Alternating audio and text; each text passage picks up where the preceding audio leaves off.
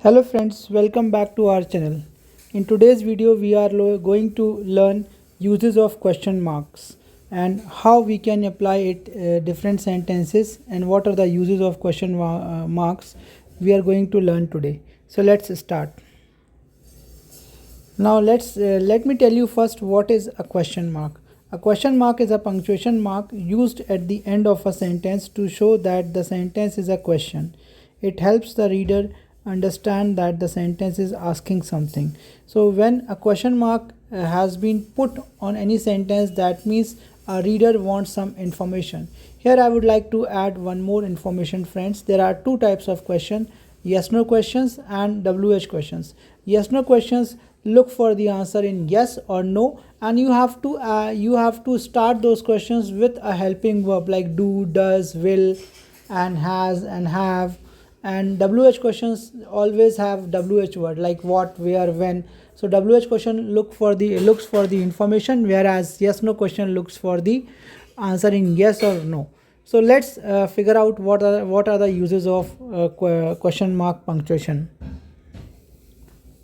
Number one, it is used for direct questions. For an example, what is your name? When we ask a question directly, we end the sentence with a question mark. So when you ask a question directly, you use question mark. So use number one says that it is used for direct questions.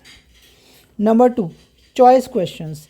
In these types of questions, you have got choice, either this or that. You have to choose one option. So in these types of questions also you have to put a question mark at the end to make it a full or complete question. For an example, do you want tea or coffee?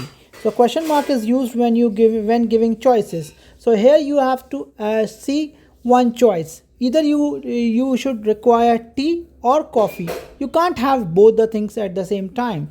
So it is a kind of choice question. Here you have to select one option.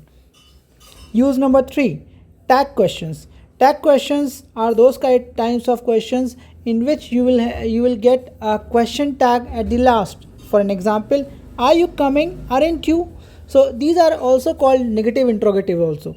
So in tag questions we also use a question mark at the end, but these questions are also called negative interrogative, and always you will get a question tag at the end of the question with the question mark.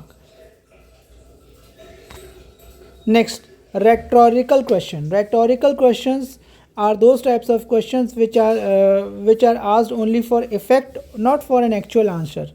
For an example, who doesn't love holidays? So here I am looking for emotion, not for answer. So these are the four uses of question mark where you can apply a question. Last one is doubt or uncertainty. For an example, he was born in 1990. In bracket there is a question mark.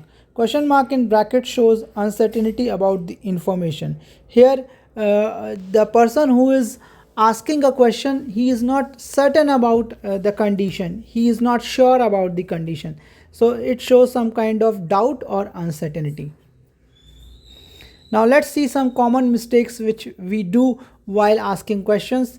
Don't use a question mark after an indirect question. I asked him where he was going. So here you can't put a question mark. You should write I asked him where he was going without a question mark. You have to put full stop at the end. Now let's see second condition. Don't use both a question mark and full stop together. What is your name? Question mark and full stop. This is wrong concept. You have to add question mark at the end. What is your name? So thank you very much, friends. Now you have got the usage of question marks and how will you apply it. You will see all the conditions. You have seen all the conditions of question mark.